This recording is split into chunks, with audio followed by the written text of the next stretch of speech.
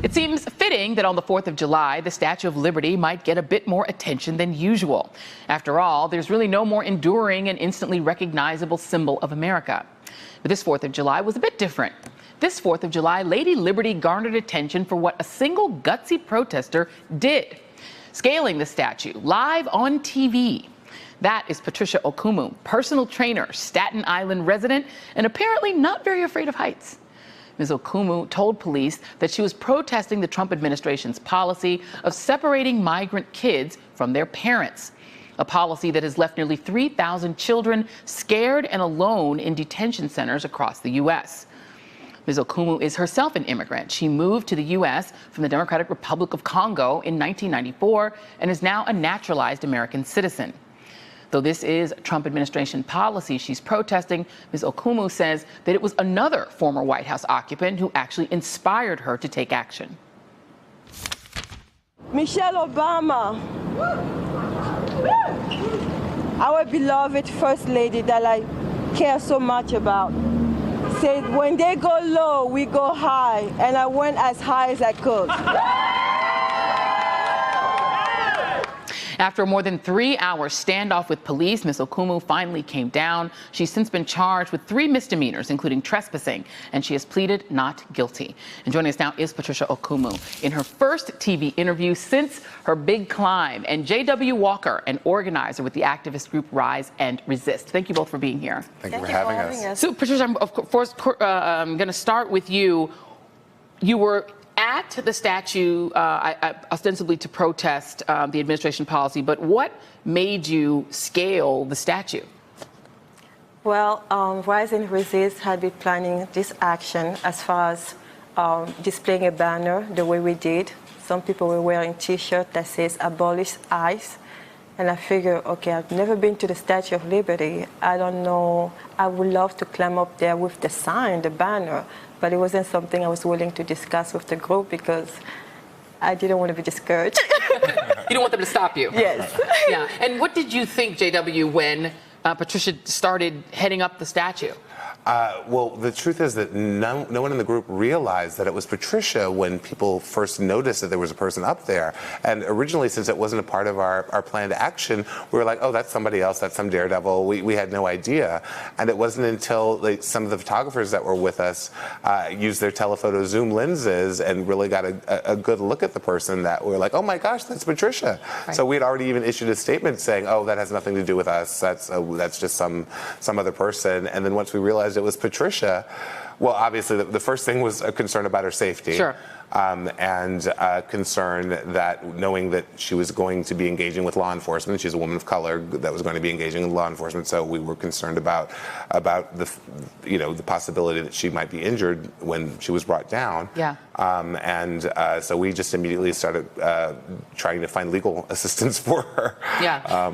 Well, on that point, and of course, as a woman of color engaging with law enforcement, I'm glad you made that point, because some of the criticisms obviously of you is that you endangered yourself, that it put police in danger, but also as a woman of color, you were then creating an engagement with law enforcement that could have compounded tragedy upon tragedy. Well, how do you respond to those criticisms? Miss Reed, I don't know if I should call you Joe or Miss Reed. Yes, of course. I like Miss Reed. It's Joe. Yeah.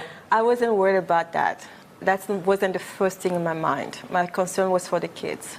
Being in a cage, this is just cruel and inhumane.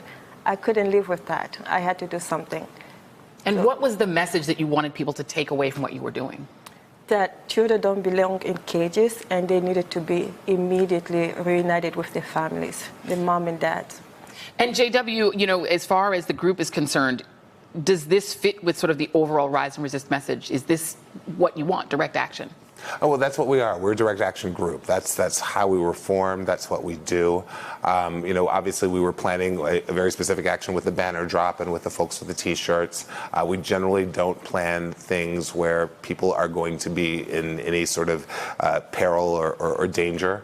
But we absolutely support Patricia and what she did. The fact is that we were there to call attention to ICE, to call attention to how much ICE is subversive subverting and perverting all the ideals that America holds dear. And Patricia just took it to the next level. Once we realized that she was safe, when she was down and she was safe, and there was nothing, you know, endangering her, all we could do was celebrate the success and the attention to ICE and to these issues that she brought. Well, let's talk a little bit about, you know, how the Trump administration's policies have hit you as an immigrant. And we share something in common. I have Congolese roots. You are from the Republic of Congo. When you first started hearing the way that Donald Trump talks about immigrants as whole countries, in fact, referring to some African countries, the changes in migration policy, and now the detention of children, just tell me how that hit you as an immigrant. Well, first of all, Donald J. Trump is a distractor in chief, and no way I'm going to focus my attention talking about his insult to immigrants. I think he's a dog whistler. He's trying to divide the country. We are a democracy. We stand for peace, and the Constitution protects everybody, including immigrants. There's a process, something called a due process, and he's ignorant, unfortunately. So I would not normalize his behavior. It's unprecedented. And what is Rise and Resist sort of plan? I mean, there has been a fair amount of people feeling disconcerted, not sure what to do. There are people who feel angry, frustrated, scared.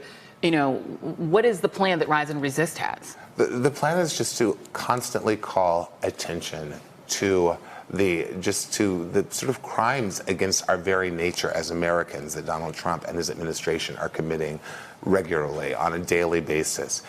You know, it's obviously not just ICE, it's the Customs and Border Patrol, but ICE is taking people who have been living and working and paying taxes and raising their families here for decades and storming into their homes and removing them over poorly filled out paperwork from their early immigration process. It's disgusting. And just briefly before we go, what the status of your legal case now? When you're expected to be in court? August 3rd. August 3rd. All right. Well, hopefully you'll update us on what's happening with your legal situation. Glad that you made it safely to the ground. Thank you. Thank you very much. Patricia Okumu and J.W. Walker, activists with Rise and Resist. Thank you both for joining us tonight. Thank you, Joy. Thank you. All right. Much more ahead tonight, including some late news that could change the trial for President Donald Trump's campaign chairman.